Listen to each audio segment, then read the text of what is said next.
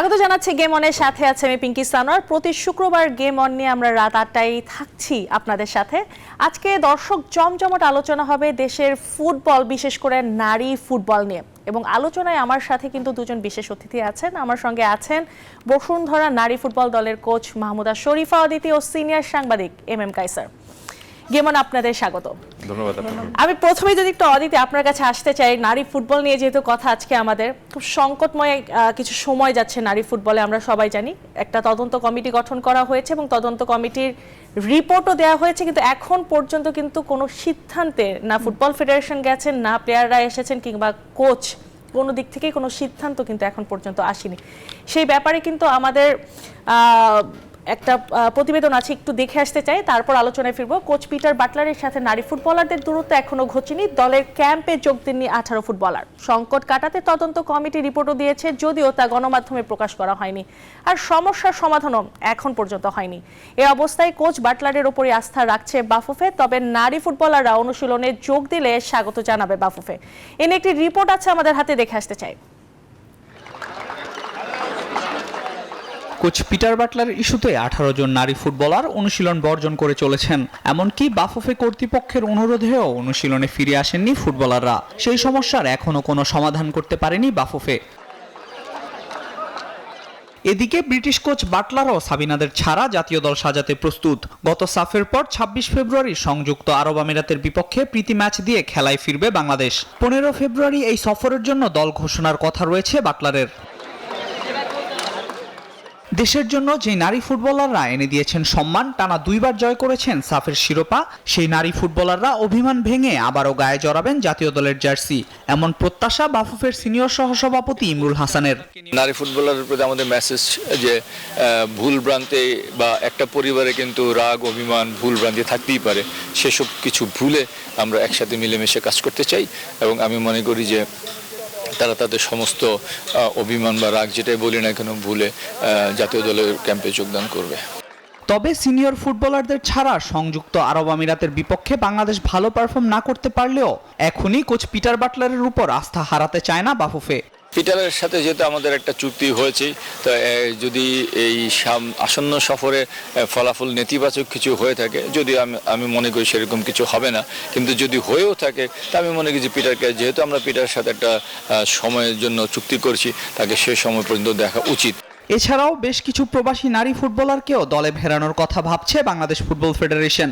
নারী ফুটবলার যারা বাইরে ভালো খেলে থাকে এবং ভালো অবস্থানে আছে, তো যেহেতু ওরা বাংলাদেশি এবং আমি যতটুকু জানি 2 একজনের বাংলাদেশি পাসপোর্টও আছে, তো সেক্ষেত্রে তাদেরকে যদি তারা মানসম্পন্ন হয়ে থাকে তাদেরকে তো অন্তর্ভুক্ত করার অবশ্যই যৌক্তিক কারণে তাদেরকে অন্তর্ভুক্ত করা উচিত। এখন সিনিয়র ফুটবলাররা জাতীয় দলে যোগ দেবেন কি দিবেন না সেটা নির্ভর করছে তাদের উপর। আল মাহমুদ ফাহিম, নিউজ 24, ঢাকা। অদিতি, যেমনটা দেখছিলাম পিটার বাটলারের উপরেই কিন্তু আসলে আস্থা রেখেছে বাফুফে, এখনো যোগ দেননি নারী ফুটবলাররা, কি মনে হচ্ছে?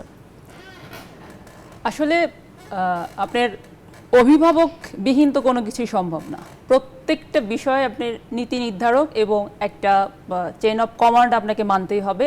আপনার ডিসিপ্লিনটা সবচেয়ে আগে আনতে হবে। আমি একটা জায়গায় শিক্ষকতা করি, ভিকারুন্নেসা নূন স্কুল অ্যান্ড কলেজ। আমাদের মূল মন্ত্রটাই কিন্তু হচ্ছে ডিসিপ্লিন। তারপরে কিন্তু ডিসিপ্লিনটা ঠিক থাকলে আপনি কিন্তু রেজাল্টটা ভালো করবেন, বাকি সবকিছুই ঠিক করা যায়। আসলে ঠিক করা যায়। আমাদের স্টুডেন্ট কিন্তু গত বছরের সারা বাংলাদেশে মেডিকেলে ফার্স্ট হয়েছে সর্বা। তো ও যদি এসে বলে যে আমরা সবসময় তাদেরকে চেক করি, একদম চেক করি যে তোমার টপ টু বটম তোমার ঠিক আছে কিনা, তোমার প্রপার ওয়েতে তুমি এসছো কিনা। নিজেও কিন্তু ভিকারুন্নেসা স্টুডেন্ট, আচ্ছা আমিও জানি। জি, তো ভিকিদেরকে আমরা সবসময় তাদেরকে সবসময় প্রত্যেকটা দিন আমরা অ্যাসেম্বলি গ্রাউন্ডে তাদেরকে আমরা চেক করে থাকি। এখন সর্বা যদি আমাকে অ্যান্সার করে, আমি ডিসিপ্লিনের কনভেনর, আমাকে যদি অ্যান্সার করে যে আমি তো ফার্স্ট গার্ল, আমি তো বাংলাদেশের মেডিকেলে ফার্স্ট হয়েছি, আমাকে প্রমাণ করার কিছু নেই। তো এই যে বিষয়গুলো আমি হয়তো বা কি বলতে যাচ্ছি আপনারা বুঝতে নিশ্চয়ই, তো এই বিষয়গুলো আপনাকে ডিসিপ্লিনটা অবশ্যই মেনটেন করতে হবে। আমি অবভিয়াসলি আমি নিজে কনফিডেন্সলি বলতে পারি আমি অনেক গুড টিচার, বা ও কি বলতে পারে যে ঠিক আছে আমার শেখার আর কিছু নাই, আমার কোনো টিচার লাগবে না, আমি তো মেডিকেলে ফার্স্ট, আমার রেজাল্ট আমি দিয়েছি, তো আমি এই টিচার আমার ক্লাস নিলে আমি আর করব না। এইটা আসলে একটা বোকামোর পরিচয় ছাড়া আমি আসলে কিছুই আসলে আপনি তো বসুন্ধরা কিংসে এই প্লেয়ারগুলো নিয়েই কাজ করেছেন, দীর্ঘ 3 বছর আপনি কাজ করেছেন, তখন কি এমন কোনো সমস্যায় আসলে আপনি পড়েছেন যে এই ধরনের ডিসিপ্লিনারি ইস্যু তখন আপনার চোখে পড়েছে কিনা? অ্যাকচুয়ালি প্রথম পেশাদারের যে স্বাদটা বাংলাদেশের নারী ফুটবলের পেয়েছে সেটা বসুন্ধরা কিংসের হাত থেকে কিন্তু পেয়েছে। তো সমসাময়িক যে প্লেয়ারগুলো ছিল, সাবিনার সাথে আমার প্লেয়িং ক্যারিয়ার থেকে শুরু করে আমি ওর কোচ হয়েছি। তো কিছু কিছু জায়গায় কনফ্লিক্ট থেকে কিন্তু আমরা সেই জায়গাগুলো উতরাই একটা ভালো জায়গায় অবস্থানে গিয়েছি। কিছু কিছু ক্ষেত্রে হয়তো বা ও করতে চেয়েছে, সেটা আমি যে কোনোভাবে আমরা ওভারকাম করে, এইটা আপনিও ছিলেন প্যানেলে, আমরা সবাই মিলে কিন্তু এটা ওভারকাম করেছি। কিন্তু ডে বাই ডে এইটা আসলে কত দূর গিয়ে গড়িয়ে আজকে এই পর্যায়ে এসছে সেটা কিন্তু আমরা সবাই দেখতেই পাচ্ছি। তো সমাধান কিন্তু আনতেই হবে, আর আপনাকে কিন্তু মনে করতে হবে যে আমার একটা জায়গা আছে সেখানে জবাবদিহি। নিশ্চয়ই। আমি তো এম কায়সার আপনার কাছে আসতে চাই, আপনি সিনিয়র সাংবাদিক, আপনি ভেতরের বিষয়গুলো আরো ভালো নিশ্চয়ই জানেন। এই যে 18 ফুটবলার যে বিদ্রোহ করলেন এবং তাদের যে দাবি দাওয়াগুলা, আসলে এইটা আপনার কাছে কি মনে হয় প্রফেশনালিজমের দিক থেকে এটা আসলে কতটুকু জাস্টিফাইড, এবং তাদেরকে যেভাবে আসলে বাফুফে এখন টেক কেয়ার করার চেষ্টা করছে, এটাকে আরেকটু অন্যভাবে হতে পারতো কিনা? ধন্যবাদ পিঙ্কি। সবার আগে আপনাকে ফাগুনের শুভেচ্ছা। ফাল্গুনের আপনি ফাগুনের শুভেচ্ছা। ড্রেস পরে এসেছেন আজকে। নিশ্চয়ই। আর আপনি যে প্রশ্নটা তুললেন, আপনি দেখবেন যে অনেকে হয়তো মনে করে থাকেন যে এই নারী ফুটবলারদের যে সংকটটা, সেই সংকটটা বোধহয় সাম্প্রতিক সময় শুরু হয়েছে। জি। কিন্তু আপনি যদি একটু পেছনের দিকে তাকান, এই প্রবলেমটা কিন্তু আমার বিবেচনায়, আমি ক্রীড়া সাংবাদিকতার দিক থেকে যদি আপনি আমাকে প্রশ্ন করেন, তাহলে আমি বলবো যে গত সাফ গেমসে নেপাল থেকে আসলে এটার সূত্রপাত। চ্যাম্পিয়নশিপ জি। যখন শুরু হয়েছিল, তখন থেকে কিন্তু এই কোচের সাথে সিনিয়র কিছু ফুটবলারদের সমস্যাটা তো তৈরি দ্বন্দ্ব তৈরি হয়েছিল। হয়। আপনাকে আরেকটু স্পেসিফাই করে দিই আমি। আপনি দেখবেন যে প্রথম ম্যাচটা আমরা খেলেছিলাম কার সাথে? পাকিস্তানের সাথে। এবং সেই ম্যাচে কোচ কিছু সিদ্ধান্ত নিয়েছিলেন, একটু নতুন ধরনের সিদ্ধান্ত নিয়েছিলেন। আউট অফ দ্য বক্স একটা দল তিনি গড়েছিলেন, সেখানে সিনিয়র কয়েকজন ফুটবলারকে তিনি নেননি, রাখেননি। সেই ম্যাচটা বাংলাদেশ কিন্তু 1-1 গোলে ড্র করেছিল। তো সেই ম্যাচের পরে তারপর তিনি যে দলটা তৈরি করেছিলেন, সেখানে আবার সিনিয়র ফুটবলারদেরকে রেখেছিলেন। সেই ম্যাচটাও কিন্তু বাংলাদেশ ভারতকে 3-0 গোলে হারিয়েছিল। দ্যাট মিনস আপনি সিনিয়র ফুটবলারদেরকে বাদ দিয়ে তিনি একটা দল করার একটা চেষ্টা করেছিলেন বা একটা ম্যাচ খেলার চেষ্টা করেছিলেন। এখানে যদি আমি একটু ইন্টারাপ্ট করি, আপনি যেটা বলছেন যে পরবর্তীতে তাদেরকে রেখেছে এবং সেখানে কিন্তু তারা ভালো রেজাল্ট এনেছে। আমরা যতটুকু জানতে পেরেছি, এই ফুটবলাররা কিন্তু কোচের সঙ্গে গিয়ে কথা বলে এবং তারা কিন্তু জোর করে আসলে এই স্কোয়াডটা নেয় যে আমাদেরকে রাখতে হবে, আমরা প্রমাণ করব। কোচ এক প্রকার বলে দেয় যে ঠিক আছে, তোমরা প্রমাণ করো, তোমরা খেলো, দেখি তোমরা রেজাল্ট আনতে পারো কিনা। রাইট। ওয়েল, আপনি যখনই কোনো কোচকে দায়িত্ব দিবেন, উনি অদিতি নিজে কোচ আছেন, তিনি তার যখনই আপনি কোনো একটা টুর্নামেন্ট হয়, সেই টুর্নামেন্টের জন্য তিনি কিছুটা চিন্তা, তার একটা আলাদা চিন্তা করেই থাকেন, স্ট্র্যাটেজি থাকে। কোচও সেই চিন্তাটুকু করেছিলেন। প্রথম ম্যাচে সেই চিন্তাটা তার কাজে দেয়নি, তারপরে কোচ তার ফুটবলারদেরকে যেরকম ভাবে তিনি, আমি মনে করি যে এটাকে আপনি অন্যভাবে দেখতে পারেন, যে তার ফুটবলারদেরকে তিনি একটা তাতিয়ে দেওয়ার একটা চেষ্টা হয়তো করেছিলেন সেখানে, যে যাক তোমাদেরকে এই ম্যাচে বাদ দিয়েছি, দেখি তোমরা পারো কিনা। স্ট্র্যাটেজিক্যাল কোচ নিতেই পারেন, কিন্তু সেটাকে যখন আপনি একটু মনে করবেন যে না, আমি সিনিয়র ফুটবলার, আমাকে বাদ দিয়ে দল করা হবে, তাহলে তো আমি বোধহয় থাকতে পারবো না বা আমি খেলবো না, নিজের জায়গা হারানোর একটা যে এক ধরনের একটা চিন্তা ভাবনা চলে আসে, একটা ইনসিকিউরিটি চলে আসে, সেখান থেকে কিন্তু আপনি অনেক দূরের চিন্তাটুকু তখন করবেন। এটি গেল এক। বাট প্রবলেমটা হলো যে সেখানে তারপরে বাংলাদেশ সেই টুর্নামেন্টে চ্যাম্পিয়ন হয়েছে, সিনিয়ররাও ভালো পারফরমেন্স করছেন, জুনিয়ররাও করেছেন এবং কোচও করেছেন। আপনি যে টুর্নামেন্টে আপনি চ্যাম্পিয়ন হবেন, সেখানে কোচকে আপনি আপনার সাফল্যের ক্রেডিট দিতেই হবে। সবকিছু মিলে সেখান থেকে বাংলাদেশ সেই চ্যাম্পিয়নশিপটা নিয়ে চলে এসেছিল, ট্রফিটা জিতে চলে এসেছিল, কিন্তু আমি মনে করি যে সেখান থেকে সমস্যাটাও নিয়ে এসেছিল। সেই সমস্যাটা সমাধান করার দায়িত্ব ছিল কার? অভিভাবক সংস্থা হিসেবে ফুটবল ফেডারেশনের। আরেকটু স্পেসিফাই করি আমি, কার দায়িত্ব ছিল ফুটবল ফেডারেশনের? ওমেন্স উইং এর। কিন্তু তারা এখন পর্যন্ত সেই সমস্যার সমাধান করতে পারেনি। আমি যদি বলি, আপনি সমস্যা তৈরি হয়েছিল সেই চ্যাম্পিয়নশিপের অক্টোবরের সেখান থেকে, এবং এটা আরেকটু প্রকাশ্যে এসেছে কবে? গত মাসের 29 জানুয়ারিতে সাবিনারা একটা প্রেস কনফারেন্স করছেন, সব সাংবাদিকদেরকে নিয়ে তারা এই পুরো বিষয়টা আলোচনায় এনেছেন। 29 তারিখে শুরু হয়েছে জানুয়ারির, এবং আজকে চলছে আপনার জানুয়ারির 14 তারিখ। এখন ফেব্রুয়ারি 14 তারিখ চলছে। দ্যাট মিনস আপনি 14 আর ওদিকে আপনি 17 দিন চলে গেল, আপনি এখন পর্যন্ত সমস্যার সমাধান করতে পারেননি। মাঝখানে আপনি একটা তদন্ত কমিটি গঠন করেছেন, ফুটবলারদের সাথে কথা বলেছেন, কোচের সাথে কথা বলেছেন, কিন্তু একটা সমস্যার সমাধান যদি করতে আপনার 17 দিন লাগে, দ্যাট মিনস তাহলে আপনি এখানে যে উইংস এটার দায়িত্বে রয়েছে, দে আর টোটালি ফেইলর। আপনি সমস্যা আপনি যত দ্রুত ওয়াইপ আউট করতে পারবেন, এবং আমার কাছে মনে হচ্ছে যে এই সমস্যাটা খুব দীর্ঘ সময় দিয়ে চালিয়ে রাখার মতো কোনো কিছু না। সো এই সমস্যার সমাধান করা উচিত ছিল ওমেন্স উইং এর, এবং এটা আপনি যদি সফিস্টিকেটেড কায়দা তারা যদি সমাধান করার চেষ্টাটুকু করতেন, আমি মনে করি যে এটা অবশ্যই হয়ে যেতে পারতো।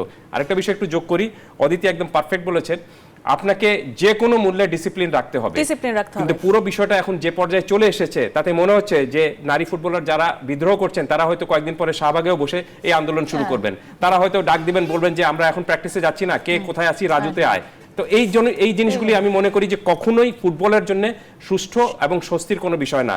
এখানে ফুটবলার ফেডারেশনকে খুব দ্রুত একটা সিদ্ধান্ত নিতে হবে, আইদার আপনি এই ফুটবলার যারা রয়েছেন যারা খেলতে চান না, যারা চুক্তিতে আসতে চান না, তাদেরকে নিয়ে আপনি দীর্ঘ সময় ধরে ঝুলিয়ে রাখার কিছু খুব দ্রুত একটা সিদ্ধান্তে আসতে হবে। অদিতি, আপনার কাছে যদি একটু আসি, ইমরুল হাসান কিন্তু সিনিয়র সহসভাপতি এবং তদন্ত কমিটির হেড যিনি ছিলেন, উনি কিন্তু একদম স্ট্রেইট বলে দিয়েছেন যে খুব বেশি সময় ফুটবলারদেরকে দেয়া হবে না। একটা সেন্সিটিভ বিষয়, মেয়েরা দুটো সাফ জিতে এসেছেন, তারা কিন্তু এখন একটা ব্র্যান্ডে পরিণত হয়েছেন এবং আমরা দেখছি সোশ্যাল মিডিয়াতে তাদেরকে নিয়ে তারা অনেক তোপের মুখে পড়ছেন। কিছু কিছু মানুষ পক্ষে কথা বলছেন, আমরা দেখেছি বেশিরভাগই বিপক্ষে কথা বলছেন। আমিনুল ইসলাম যে সাফজয়ী আমাদের গোলকিপার, লেজেন্ডারি গোলকিপার, উনি কিন্তু মেয়েদের পক্ষে কথা বলেছেন যে মেয়েদেরকে রাখতে হবে, প্রয়োজনে কোচ চলে গেলে চলে যাক। এই বিষয়টা আপনি কি বলবেন? আসলে মেয়েদের পক্ষে তো আমরা বিপক্ষে কেউই না, মেয়েদের পক্ষে তো গোটা বাংলাদেশ। ওদেরকে তো হাসতে শেখাইছে, ট্রফি নিয়ে উদযাপনের বারবার রেগুলারই করেছে কিন্তু আমাদের মেয়েরা, এখানে তো কোনো প্রকার কোনো ডাউট নেই আসলে কথার। তো মেয়েদের পাশে অবশ্যই থাকবো, আমাদের সবার কিন্তু চিন্তা, এটা কিন্তু পার্সোনালি কেউ দেখছে না যে সাব ট্রফিটা আমার বাসায় রেখে আমরা কিন্তু নেক্সট জেনারেশন কিভাবে মহিলা ফুটবলটা এই ধারাবাহিকতা কিভাবে রাখবে, তাদের কিভাবে আরো সাউন্ড করা যাবে, সেই চিন্তা নিয়েই কিন্তু তাদেরকে নিয়ে কথা হচ্ছে। যে ঘটনাগুলো ঘটতেছে এটা তো সুদূর ভবিষ্যৎ নারী ফুটবলের জন্য ভালো মান বহমান কোনো কিছু হচ্ছে না। তো এটা পাশে থাকা না থাকার চেয়ে সবচেয়ে আমার মনে করি সবারই একটা জায়গায় হওয়া উচিত যে এটার সলিউশনটা কি হবে। পাশে থেকে কথা বলে এটা তো সলিউশন আসতেছে না, এটা উনি যেটা বললেন আর কি ভাইয়া, যে এটার সমাধানটা টানতে হবে খুবই দ্রুত আর কি।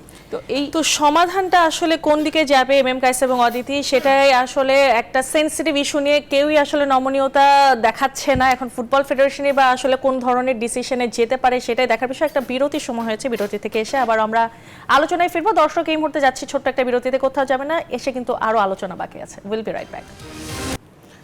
অলরাইট, বিরতির পর আবার স্বাগত গেম অনে। আমরা কথা বলছি আজকে নারী ফুটবল এবং আমার সঙ্গে কিন্তু দুজন বিশেষ অতিথি আছেন। আমার সঙ্গে আছেন বসুন্ধরা কিংস নারী দলের কোচ মাহমুদা শরীফ এবং আমার সঙ্গে আছেন সিনিয়র ক্রীড়া সাংবাদিক এমএম কায়েসার। আমরা চলে যাচ্ছি আলোচনায়। কায়েসার, আপনার কাছে একটু আসতে চাই যে আসলে যেটা বলছিলাম যে আসলে নারীরা যে নারী ফুটবলারে যে বিদ্রোহটা করলেন এবং কোচের এগেইনস্টে যে অ্যালিগেশনগুলো আনলেন, প্রফেশনালিজমের দিক থেকে তো আসলে সেগুলো কোনোভাবেই আসলে স্ট্যাবলিশ করা যায় না। এখন তারা একটা প্রেস কনফারেন্স করলেন, ফুটবল ফেডারেশনের কি কেউ জানতেন না যে তারা একটা প্রেস কনফারেন্স করতে যাচ্ছেন? কারণ একটা ফুটবল ফেডারেশনের প্লেয়ারদের সঙ্গে অ্যাসিস্ট্যান্ট কোচ থেকে শুরু করে টিম ম্যানেজার থেকে শুরু করে চেয়ারম্যান থেকে শুরু করে একটা অনেকজন, হ্যাঁ, একটা চেইন অফ কমান্ড, কেউ কি জানতেন না যে তারা প্রেস কনফারেন্স করতে যাচ্ছে? তাদের সাথে বসার কি কেউ প্রয়োজন মনে করেনি? ওয়েল, আপনি এই ফুটবল দলকে প্রফেশনাল বলছেন, কিন্তু আপনি সেই প্রফেশনাল ফুটবল দলকে আপনি যদি দেখে থাকেন যে তাদের কিছু ডুজ অ্যান্ড ডোন্ট রয়েছে, যে এটা আপনি করতে পারবেন, এটা আপনি করতে পারবেন না। যেহেতু আপনি চুক্তিবদ্ধ ক্রিকেটার ফুটবলার রয়েছেন, সো আপনাকে কিছু নিয়মকানুন অবশ্যই মানতে হবে। সো আপনি যদি প্রেস কনফারেন্স করতে পারেন, আপনি প্রেস কনফারেন্স করার আগে কিন্তু আপনার যে সিস্টেম রয়েছে সেই সিস্টেমটা ফলো করতে হবে। আপনি কি অনুমতি নিয়েছিলেন, নাকি আপনি সরাসরি সাংবাদিকদের সামনে এসে প্রেস কনফারেন্স করে ফেলেছেন? এটা একটা বিষয় গেল। আরেকটা বিষয় হলো তারা যে অভিযোগগুলো আনছেন সেই অভিযোগগুলো কিন্তু কোনোটাই কিন্তু খুব একটা কনক্লুসিভ কোনো অভিযোগ না, বা এমন কোনো অভিযোগ না যে অভিযোগ নিয়ে আপনি খুব বেশি হলে ঝগড়া করতে পারেন, বা যে অভিযোগ নিলে আপনি যে অভিযোগের কারণে আপনি বলতে পারেন যে আমি এই কোচের আন্ডারে খেলবো না। তা আপনি যদি যখন সরাসরি বলছেন যে আমি এই কোচের আন্ডারে অনুশীলন পর্যন্তই করব না, দ্যাট মিনস এই কোচকে নিয়োগ দিয়েছে কে? Bangladesh football federation. Football federation কি? বাংলাদেশের সর্বোচ্চ সংস্থা। দ্যাট মিনস আপনি কিন্তু এই ফুটবলের সর্বোচ্চ সংস্থার সিদ্ধান্তটাকে চ্যালেঞ্জ করলেন। তো এই চ্যালেঞ্জটা করার মতো এখতিয়ার আপনার রয়েছে কিনা সেটাও একটু আগে দেখতে হবে। তার চেয়ে বড় বিষয়টা হলো যে আপনি যখনই এই চ্যালেঞ্জটুকু করলেন, দ্যাট মিনস আপনি কিন্তু শুধুমাত্র কোচকে প্রতিপক্ষ বানালেন তা কিন্তু না, আপনি কিন্তু পুরো বাংলাদেশ ফুটবল ফেডারেশনকে একটা প্রতিপক্ষ হিসেবে দাঁড় করালেন। সো আমার কাছে মনে হচ্ছে যে এখানে কিছুটা আপনি ইন্টেলিজেন্সেরও কিছুটা ঘাটতি রয়েছিল যে মেয়েরা আপনার বিদ্রোহ করেছে বা তারা যেরকমভাবে নিজেদেরকে এই জিনিসটা বলছে, এই বিষয়টা আমি মনে করি যে খুব সুন্দরভাবে সহজভাবে সমাধানটা হতে পারতো। কিন্তু এটা যখনই আপনি এটাকে বেশি লিঙ্গার করেছেন এবং যখনই এটাকে আপনি সময় দিয়েছেন যেন আর একটু আগুনটা বাড়ুক, এবং আমি মনে করি যে এই সিদ্ধান্তটা ভুল সিদ্ধান্ত, যে আর একটু আগুন বাড়ুক, এই ভুল সিদ্ধান্ত নিয়েছে বাংলাদেশ ফুটবল ফেডারেশনের উইমেন্স উইং। পুরো ব্যাপারটা এখন যে পর্যায়ে গিয়ে দাঁড়িয়েছে তাতে আমার কাছে মনে হচ্ছে যে ফুটবল কোচও কিন্তু বলে দিয়েছেন যে এই নারীদেরকে, বিদ্রোহী যারা রয়েছেন তাদেরকে যদি দলে আনা হয় তাহলে তিনি হয়তো কোচিং করাবেন না। দ্যাট মিন্স আপনি পুরো জিনিসটা যেখানে দাঁড়িয়েছে সেটাকে আপনি সহজভাবে বলতে পারেন পয়েন্টস অফ নো রিটার্ন।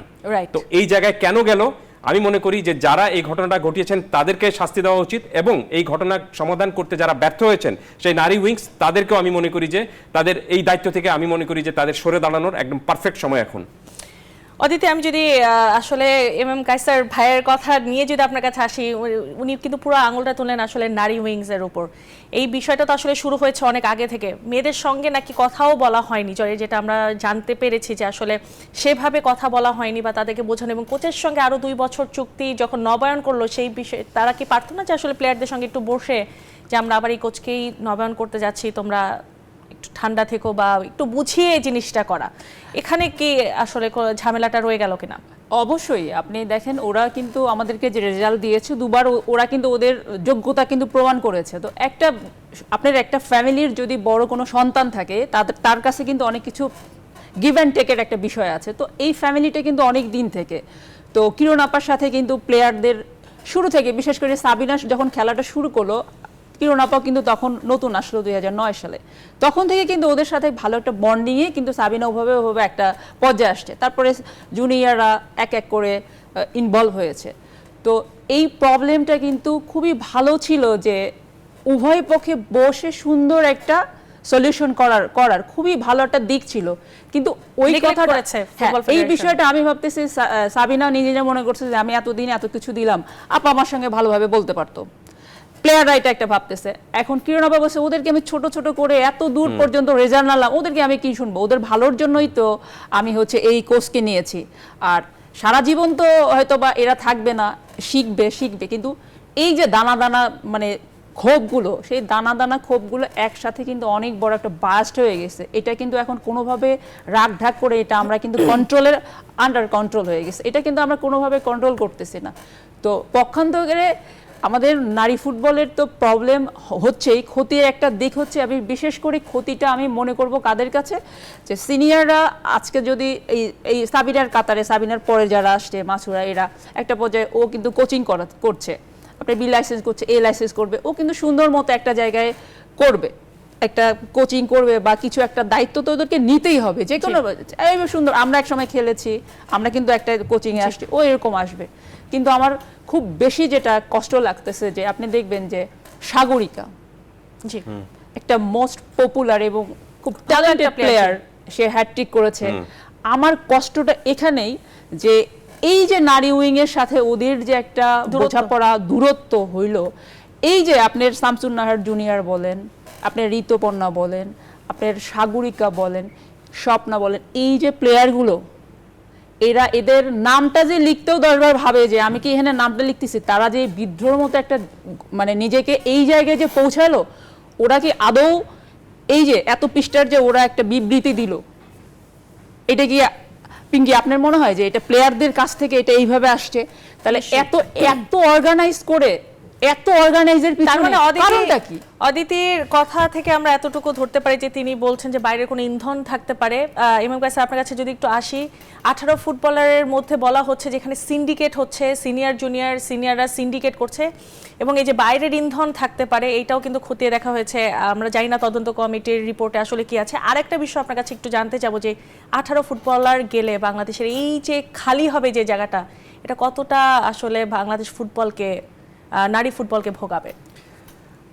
আমার মনে হয় যে সমস্যাটা, আপনার প্রশ্নের উত্তরে আমি আরেকটু ব্যাখ্যা আসছি, যেটা হলো যে আপনি সমস্যাটা কেন এরকম হলো, আপনি এই সমস্যাটা সমাধানের একটা সহজ উপায়টা ছিল যে 18 জনের আপনি নাম বলছেন বা এই 18 জন এটা বলছেন, সেখানে আপনি দেখবেন যে আমি মনে করি যে তাদের সাথে ইন্ডিভিজুয়ালি কথা বলা উচিত ছিল ওমেন উইংসের, কিন্তু তারা, আমার মনে হয় না যে আপনি ইন্ডিভিজুয়ালি সবার সাথে কথা বলেছেন। তারা কথা বলেছেন কিন্তু শুধুমাত্র সিনিয়র কয়েকজনের সাথে এবং জুনিয়র কয়েকজনের সাথে, কিন্তু এই বিষয়টার সমাধানের জন্য আমি মনে করি যে 18 জন ছিল এই 18 জনের সাথে আলাদা আলাদাভাবে কথা বলা উচিত ছিল, এবং তারা প্রত্যেককেই তাদের এই ধরনের চিন্তার সঙ্গে মানে যুক্ত কিনা সেটা যদি জানা যেত তাহলে খুব ভালো হতো। আর ফিরি আপনার প্রশ্নের উত্তরে, পৃথিবীতে কেউ কিন্তু অপরিহার্য না, কখনো কারোর জন্য কোনো কিছু কিন্তু আপনার আটকে থাকে না বা কোনো শূন্যস্থান পূরণ হয়ে যায়। এরাই তো আসলে দুটো সাফ নিয়ে এসেছে, ওদেরও তো আসলে কিছু প্রাপ্তি আছে। রাইট, আপনি এর আগেও যারা ছিলেন তারাও কিন্তু একসময় যারা ছিলেন তারাও কিন্তু চলে গিয়েছেন, এবং নতুন যারা এসেছেন তাদেরকেও একসময় চলে যেতে হবে। কিন্তু আপনি যখনই একটা জিনিস মনে করবেন যে কোনো একটা বিষয়ের সিদ্ধান্ত নিতে গিয়ে যখন আপনি ডিসিপ্লিনটা ব্রেক করবেন, এবং সেই ডিসিপ্লিন ব্রেকটা যখন একটা উদাহরণ হিসাবে থেকে যাবে, তখন সেটা কিন্তু আমি মনে করি না যে কখনোই কোনো মানে অন্তত ফুটবলের মতো একটা ডিসিপ্লিন গেমের জন্য সুখকর কোনো কিছু হবে। সো আমার কাছে মনে হচ্ছে যে এখন পর্যন্ত ফুটবল ফেডারেশনের মানে চূড়ান্ত সিদ্ধান্ত নেওয়ার আগে তাদের সামনে একটা সুযোগ অবশ্যই আছে যে এদের সাথে আবার কথাবার্তা বলে এবং তাদেরকে এই জিনিসগুলো বোঝানোর উচিত। প্রেসিডেন্ট কিন্তু বারবার বসছেন, কিছুদিন আগে কিন্তু 15 মিনিটের একটা বৈঠক হয়েছে ক্যাপ্টেনের সাথে। আমি একটা জিনিস বিশ্বাস করি পিঙ্কি, সেটা হলো যে এই বিষয়টা প্রেসিডেন্ট পর্যন্ত যাওয়াই উচিত হয়নি। আপনি এটা প্রেসিডেন্ট পর্যন্ত যাবে কেন? এই সমস্যা সমাধানের জন্য উইমেন্স উইং রয়েছে, তো তারা পারেনি বলেই তো এটা প্রেসিডেন্টের কাছে যেতে হয়েছে, এবং তারা পারেনি বলে এটার জন্য আলাদা একটা তদন্ত কমিটি পর্যন্ত গঠন করতে হয়েছে। দ্যাট মিনস আপনার যে উইংসের কাজ বা আপনার যে ইসের কাজ, সেই সংস্থার কাজ, সেটা আপনি যদি না পারেন তখন সেই দায়িত্বটা সমাধানের জন্য আরেকজনের কাছে আপনার যেতে হচ্ছে। সো এই বিষয়গুলো কিন্তু দেখার বিষয়টা রয়েছে। আর যেটা আমি বললাম যে এখন পুরো ব্যাপারটা যে পর্যায়ে চলে গিয়েছে, তাতে কোচ সরাসরি বলে দিয়েছেন যে তারা আসলে আমি কোচিং করাবো না। আর এরা ব্যাপারটা কি আসলে আপনি কতটুকু আসছি আমি সেই কথা, এবং এরা বলছে যে এই কোচের আন্ডারে আমরা কোচিংটা করাবো না। সিন্ডিকেট বিষয়টা হলো যে আমি মনে করি যে সমস্যাটার কথা বলা হচ্ছে সেই সমস্যার কয়েকজন ফুটবলারের, এই 18 জনের সবার না, তো কয়েকজন ফুটবলারের, এবং তারা এটা পুরো জিনিসটা হয়তো একটা তারা আসলে কয়েকজনকে সাপোর্ট, সিনিয়র কয়েকজনকে সাপোর্ট দেওয়ার জন্য হয়তো বা এখানে রয়েছে। সিনিয়র যখন কথা বলবেন তখন জুনিয়ররা তার পথেই চলবে, হয়তো মনে করবে সেরকম ভাবে। বাট আমি মনে করি যে সেদিকে না চিন্তা করে বিষয়টা হলো যে যখনই এই সমস্যাটা হয়েছিল তখনই এই সমস্যাটার সমাধান করা উচিত ছিল, সেটা করা হয়নি দেখে আজকে এই ছোট্ট একটা সমস্যাটা এত বড় একটা পুরো জাতির একটা ইস্যু হয়ে গিয়েছে। তবে এত কিছুর মধ্যেও কিন্তু একটা আমরা ভালো একটা খবর পেয়েছি, দেশের ফুটবলকে অনন্য এক উচ্চতায় পৌঁছে দেওয়া 21 পদক পেতে যাচ্ছে নারী ফুটবল দল। টানা 2 সাফের শিরোপা এনে দেয়া নারীদের সম্মাননা দিবে সংস্কৃতি মন্ত্রণালয়। দেশের নারী ফুটবল নিয়ে আলোচনা যখন তুঙ্গে, তখনই সেই নারীদের হাত ধরে নতুন দিগন্তে পৌঁছে গেছে বাংলাদেশের ফুটবল। দেশের দ্বিতীয় সর্বোচ্চ পুরস্কার হাতে পাওয়ার অপেক্ষায় এখন সাবিনা সানজিদারা। এর আগে কখনোই 21 পদক পায়নি ক্রীড়া অঙ্গনের কোনো দল। এ নিয়ে সংস্কৃতি বিষয়ক উপদেষ্টা ও দেশ সেরা নির্মাতা মোস্তফা সারোয়ার ফারুকী তার ফেসবুক পেজে একটি পোস্টও করেছেন, যেখানে নারী ফুটবলারদের নিয়ে লিখেছেন 21 পদক দেওয়ার তালিকায় নারী ফুটবল দলের নাম দেখে বেশ আনন্দিত তিনি। পুরুষ ফুটবল দল যখন সাফল্য এনে দিতে ব্যর্থ হচ্ছিল, তখনই নারী ফুটবলাররা দেশের পতাকা উড়িয়েছেন বিদেশের মাটিতে। নারী দলের অধিনায়ক সাবিনা খাতুনের হাত ধরে টানা দ্বিতীয়বার সাফের শিরোপা জিতে দেশের মানুষকে এনে দিয়েছিল আনন্দের উপলক্ষ। সেই সফলতার পুরস্কারই পেতে যাচ্ছে বাংলাদেশ নারী ফুটবল দল। তবে কোচ ও সিনিয়র ফুটবলারদের নিয়ে যে টানাপোড়েন চলছে, তা কি 21 পদক পাওয়ার বদৌলতে কিছুটা হলেও কমবে? এমন প্রশ্ন কিন্তু ঘুরে ফিরেই আসছে ফুটবল ভক্তদের মনে। সুখন সরকার, নিউজ 24, ঢাকা।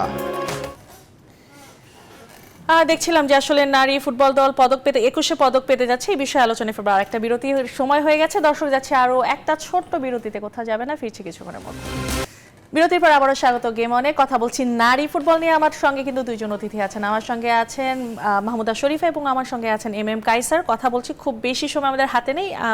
বিরতিতে যাওয়ার আগে দেখছিলাম 21 পদক পেতে যাচ্ছে নারী ফুটবল দল, প্রথমবারের মতো যে কোনো স্পোর্টস মিলে এই সম্মাননা, এই সংকটের মধ্যে এই সংবাদটি কিভাবে দেখছেন? না, সংকটের মধ্যে আমি প্রথমে হচ্ছে বাংলাদেশ ফুটবল ফেডারেশনে ইলেকশনের পর তাদের যে ধারাবাহিকতা কাজে সবাই মিলে কিন্তু আমরা অ্যাক্টিভ কোনো কিছু দেখতে পারতেছি। হামজাকে অ্যাড করা, তারপরে সাব মানে পাওয়া, তারপর নতুন নতুন কিট স্পন্সর পাওয়া, অনেকগুলো তাবিদ আউয়াল এসে কিন্তু বাংলাদেশ ফুটবল ফেডারেশনে একটু গতি ফিরে আসছে, অর্গানাইজড একটা আমরা দেখতেছি ভাইবসটা, তার যেটা আমরা মধ্যে চেতাম সব সময়। হ্যাঁ, যেটা আমাদের একটা ড্রিম ছিল, আপনাদের একটা মানে এটা একটা প্ল্যানিং ছিল যে না সব সেক্টরে কিন্তু সুন্দর সুন্দর কাজ হচ্ছে, আপনি দেখেন খুব র্যান্ডমলি কিন্তু সুন্দর কাজ হচ্ছে। তো সেখানে একটাই প্রবলেম যে নারীদের যে এই প্রবলেমটা সলভ করার জন্য কিন্তু হঠাৎ করে একটা বাহক হয়ে আসলো যে 21শে পদক।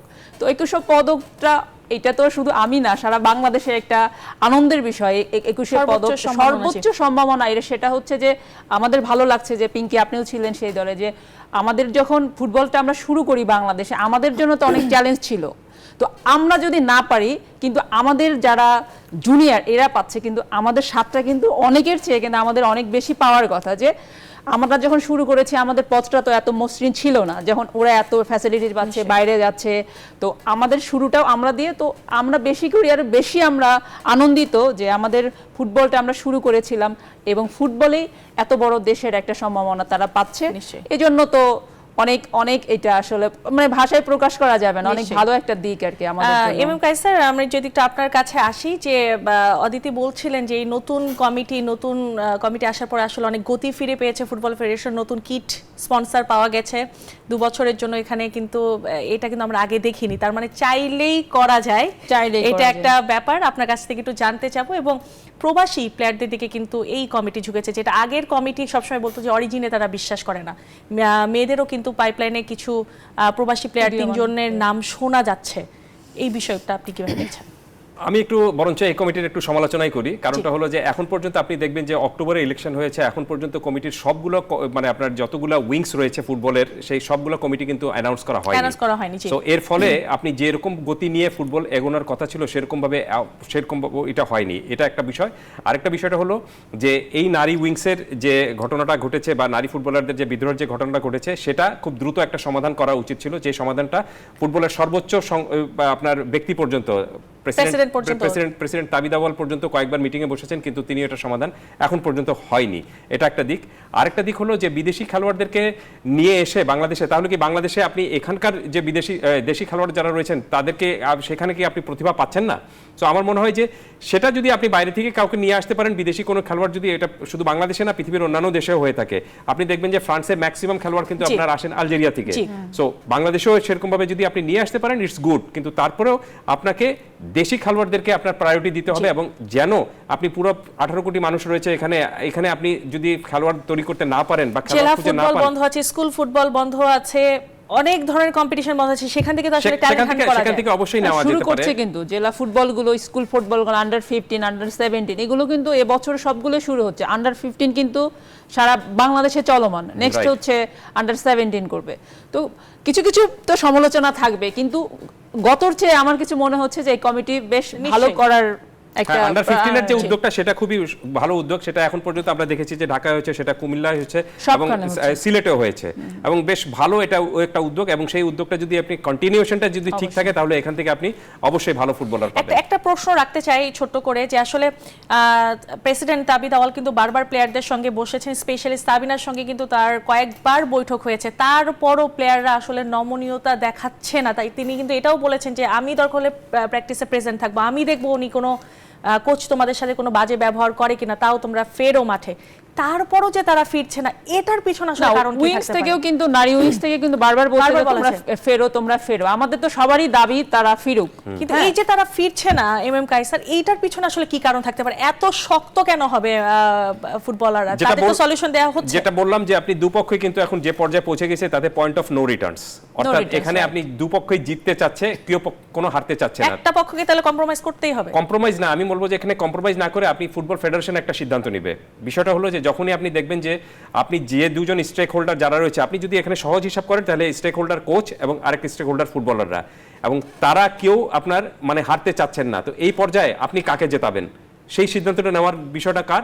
আপনি সর্বোচ্চ অভিভাবক সংস্থা তার। কিন্তু সেই অভিভাবক সংস্থা যদি আপনি এরকম ভাবে শুধুমাত্র অপেক্ষায় থাকে, তাহলে আপনি কখনোই কিন্তু সমাধান খুঁজে পাবেন না। সো আপনাকে একটা ক্রুশিয়াল সিদ্ধান্ত নিতে হবে, আইদার এটা কারো পক্ষে যাবে, কারো বিপক্ষে যাবে, কেউ একটু কষ্ট পাবে, কেউ হয়তো একটু আনন্দ পাবে, কিন্তু মনে রাখতে হবে যে কারো জন্য কখনো কোনো জায়গায় শূন্যতা থাকে না, এই সেই শূন্যতা অবশ্যই পূরণ হয়ে যায়। No player is better greater than club or country. অবশ্যই অবশ্যই, এবং সবচেয়ে ঊর্ধ্বে যেটাকে রাখতে হবে আপনাকে যে আপনার ডিসিপ্লিনটা, এবং ডিসিপ্লিনটা কোনো কারণে যদি ব্রেক হয়ে যায়, এবং সেটা আমি এর আগেও যেটা বলেছিলাম যে সেটা যদি আপনি এই ইনডিসিপ্লিনটা যদি আপনার একটা উদাহরণ হিসাবে তৈরি হয়, তাহলে দেখবেন যে এখন এই সমস্যাটা তৈরি হয়েছে, এর পরবর্তীতে আপনি আরো বড় সমস্যা তৈরি হবে।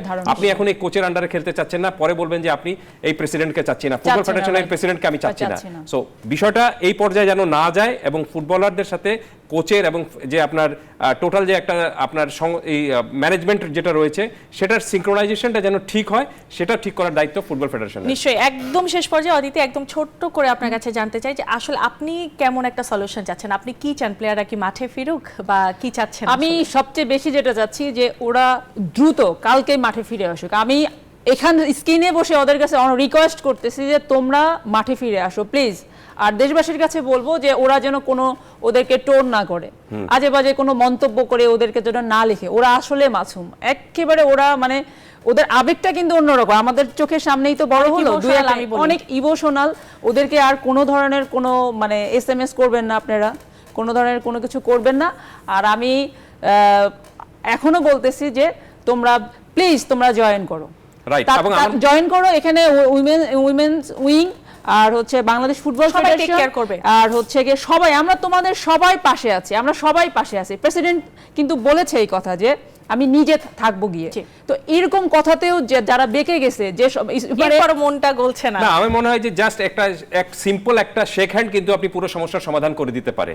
আপনি কোচ এদিক থেকে এগিয়ে আসবেন, ওদিক থেকে আপনার যারা বিদ্রোহীতে রয়েছেন তারাও এগিয়ে আসবেন, বলবেন যে yes it was a bad dream, আমরা দুপক্ষ একটা দুঃস্বপ্ন দেখছিলাম, এখন আমরা একটা সুস্বপ্ন দেখতে চাই। কিন্তু কিছু ক্ষেত্রে একটা অপেশাদারিত্বর একটা প্রমাণ দিয়েছে ও, কিন্তু স্টেটমেন্ট আমার যেটা মনে হয় যে মেয়েদের আমি ওই মেয়ে আসলে আমি খেলা মানে আমি কোচিং করাবো না, আমি কিন্তু এটাও বাটলারের কাছ থেকে আমিও আশা করি নাই যে বাটলার এরকম একটা স্টেটমেন্ট প্রকাশ্যে বলতে পারেন না। আমরা যতটুকু জানি আসলে বাটলারও কিন্তু এটার জবাবদিহিতার আওতায় আসবে। অবশ্যই নারী উইং প্রেসিডেন্ট, নারী উইং চেয়ারম্যানও কিন্তু এটা জবাবদিহিতায় আসবেন, এবং প্লেয়াররা তো আসছেনই। আমার মনে হয় যে তিন পক্ষ বা যারা যারা জড়িত সবাইকে কিন্তু আসলে যুগ ধরে কিন্তু প্লেয়াররা আন্দোলনের মধ্যে থাকি, মানে সোজা কথা no one is above the law, এই জিনিসটা রাখতে হবে। এখন আমি যেটা বললাম যে আপনি দেখবেন যে এই কোচকে আপনি চাচ্ছেন না, দুই দিন পরে বলবেন প্রেসিডেন্টকে চাচ্ছেন না, আপনাকে হয়তো বলা হতে পারে যে কায়সার ভাইকে এখানে কেন নিয়ে আসছেন, তাকে আমরা চাচ্ছি না। সো এই জিনিসগুলি আমি মনে করি না যে কখনোই ঠিক করা। একটা জায়গায় কিন্তু লিখেছে যে এক দফা এক দাবি, এই কোচকে আমরা চাই না, এটা খুব ঝুঁকিপূর্ণ। এবং কায়সার ভাই আপনাদেরকে অনেক অনেক ধন্যবাদ আজকে আমাদের সময় দেওয়ার জন্য এবং এই সেনসিটিভ বিষয়ে আমাদের সঙ্গে কথা বলার জন্য। দর্শক, আজকে এখানে শেষ করছি গেম অন। আগামী শুক্রবার কিন্তু একই সময় আবার গেম অন নিয়ে ফিরে আসবো। ততদিন ভালো থাকবেন, সুস্থ থাকবেন।